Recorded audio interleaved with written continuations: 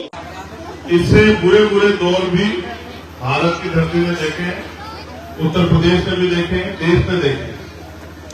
और ये वो हालात होते हैं जहां हमें बहुत समझदारी से काम लेना पड़ता है।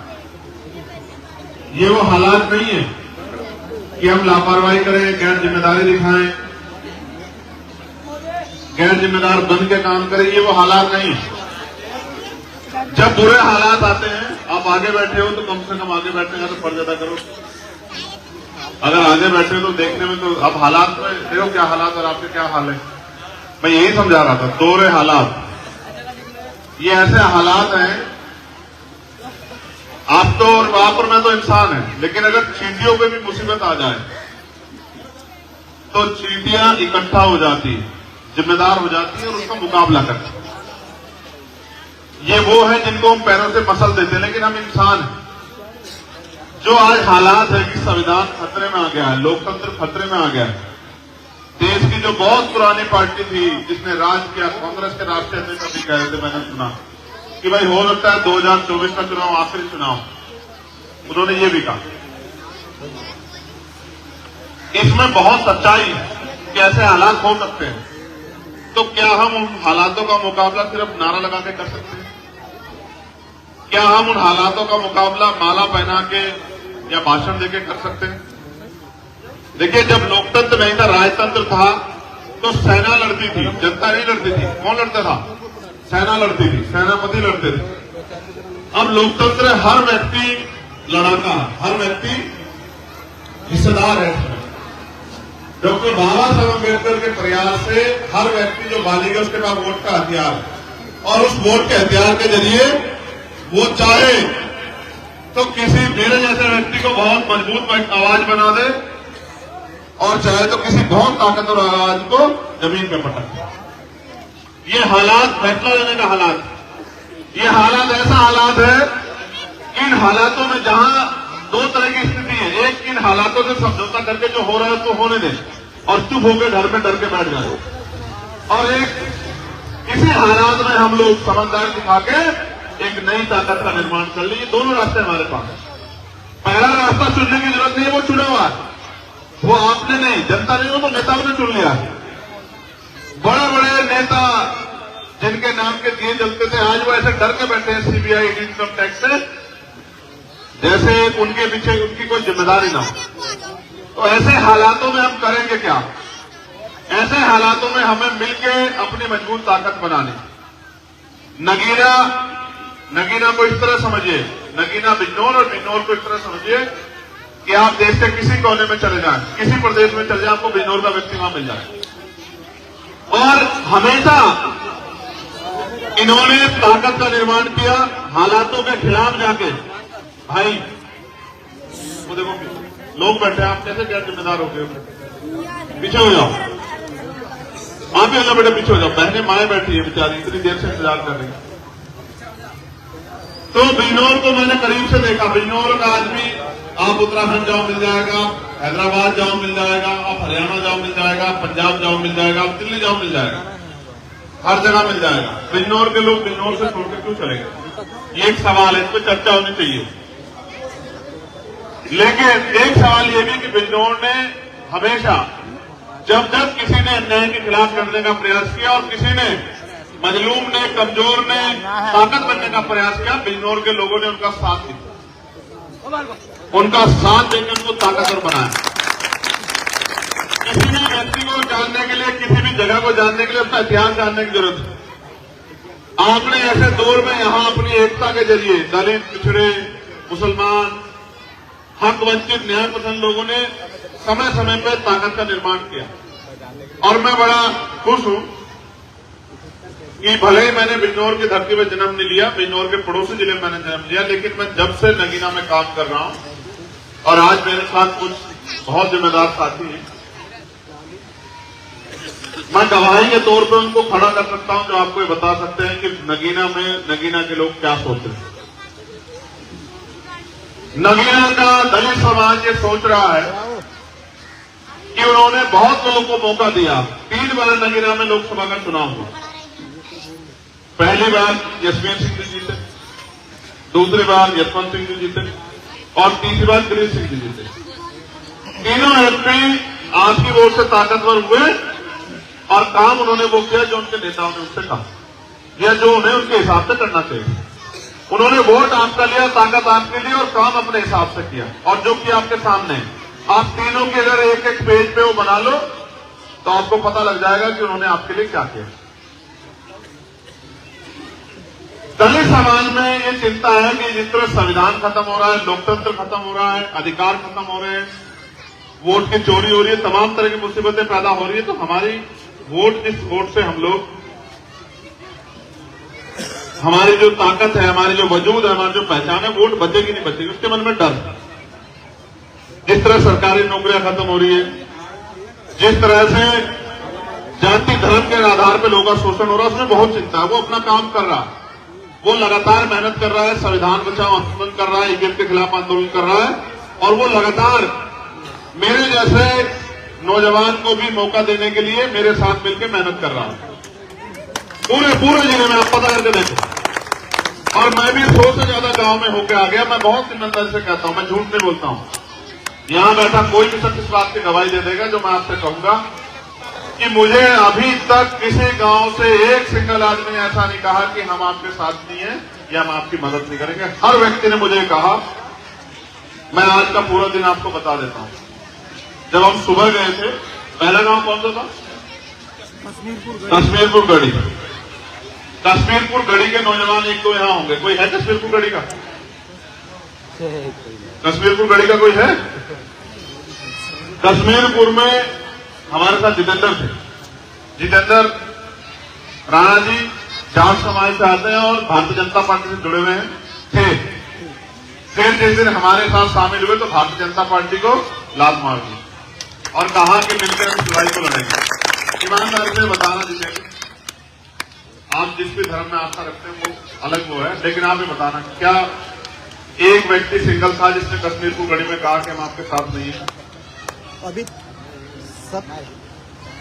सबसे पहली सभा माननीय चंद्रशेखर जी की कश्मीरपुर गढ़ी में हुई और दूसरी सेलापुर बंदौला गांव है उसमें हुई है।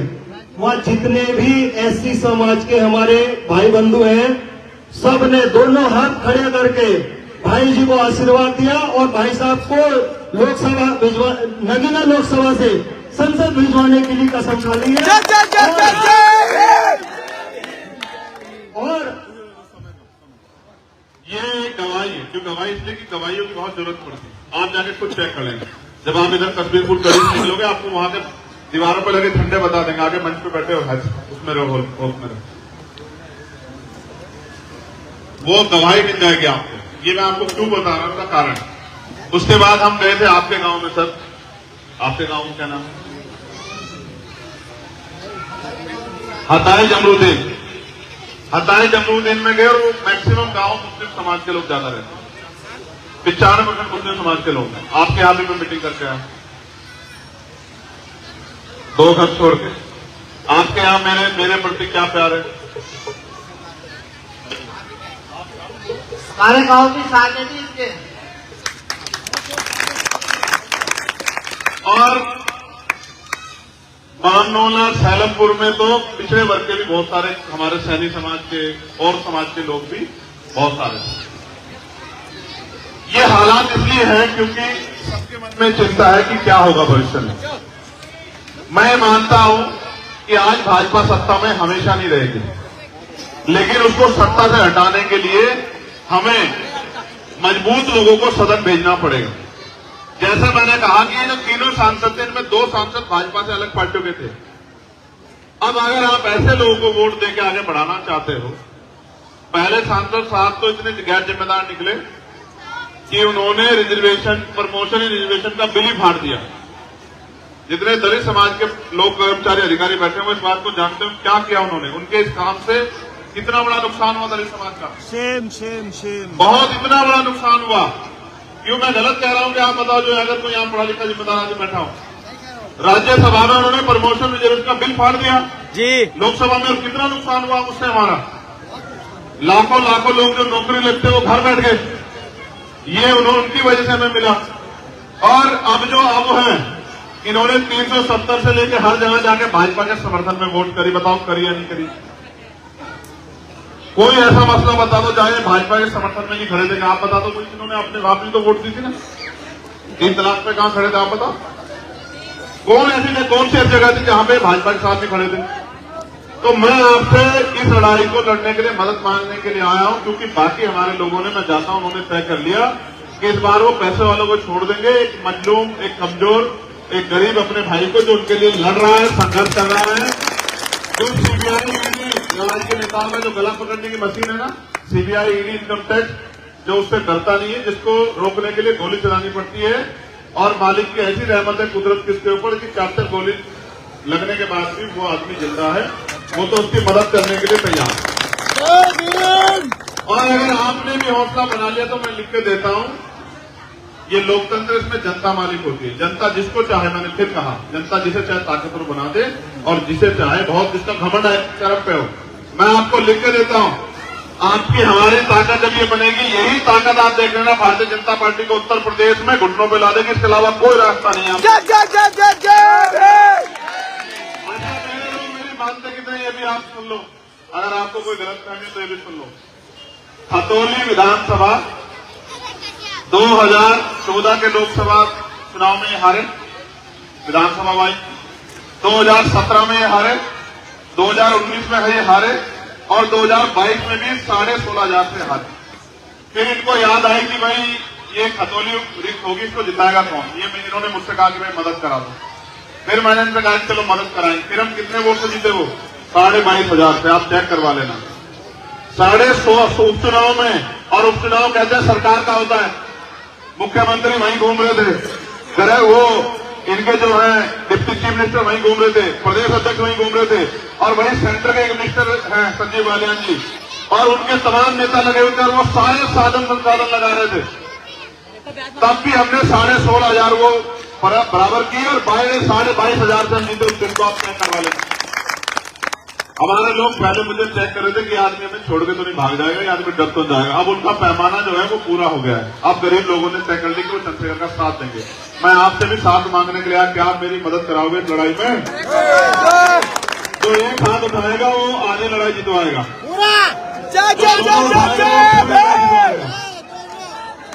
और जो भाजपा से डर रहा है वो कुछ मत उठाओ, वो गर्दन झुका लो, लेकिन याद रखना, ना तो बीमार में आजाद समाज पार्टी के लोग गर्दन झुका के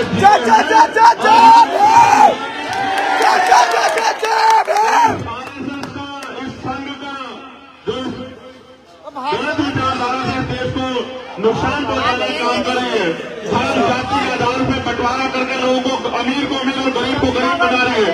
ये अडानी अंबानी को पालने पोसने वाले लोगों को अगर कोई सबक सिखा सकता है तो बीमार में आजाद समाज पार्टी के लोग, इनके अलावा कोई नहीं। और मैं आपसे भी कह रहा हूं, आपने इतने नेता तैयार किए हैं, वो सारे एक तरफ, और आपका ये गरीब का बेटा चंद्रशेखर एक तरफ।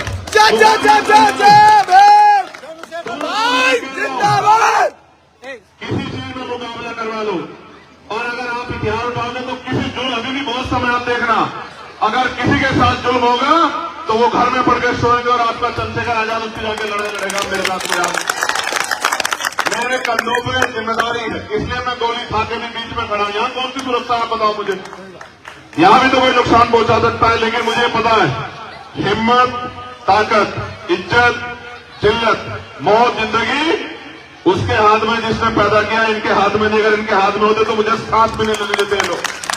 ठीक है, मैं आपसे मदद मांगने के लिए आया हूं कि एक इस लड़ाई में आप मेरी मदद कराओ। आपने 3 सांसद जिता दिए, आएगा कुछ आपके हिस्से में?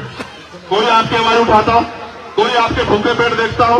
कोई पूछता हो कि आपके यहाँ स्कूल, कॉलेज, हॉस्पिटल बनेंगे नहीं बनेंगे? आपके यहाँ कोई भी समस्या हो, कोई आपको पूछने आता हो तो मुझे बताओ।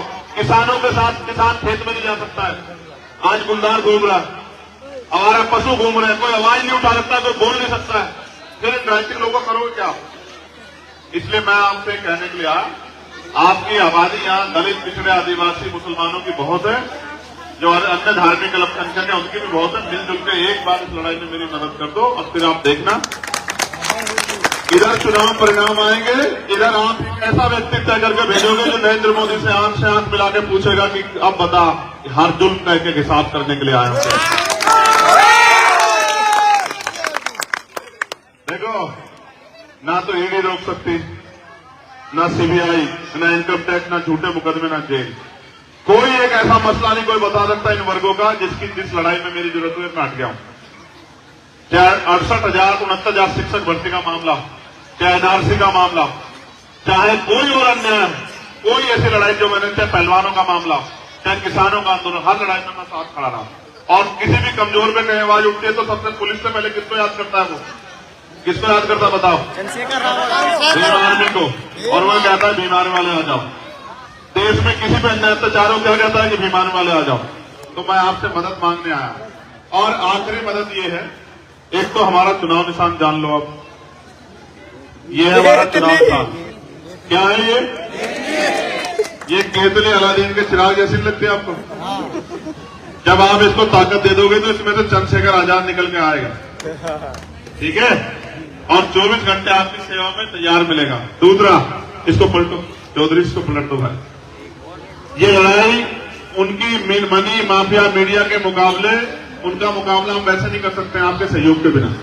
तो मेरा आपसे आग्रह है, जो इस लड़ाई में हमारी मदद करेगा वो कम से कम चाहे 1 रुपए का सहयोग करे, लेकिन हमारा सहयोग जरूर करे, जिससे कि हमारे अंदर हिम्मत बढ़े और हम डट के उनका मुकाबला करें। लड़ाई में, हर लड़ाई में हम उनका मुकाबला कर सकते हैं, लेकिन सहयोग की लड़ाई में आपको हमारी मदद करनी पड़ेगी, तभी हम उनका मुकाबला कर पाएंगे। इसलिए मैं आपसे आग्रह करूंगा, आपके सहयोग से लड़ाई लड़ी जाए, इसलिए आप अपना योगदान यहां रख दो। चाहे आप 1 रुपए का सहयोग करें, लेकिन अपनी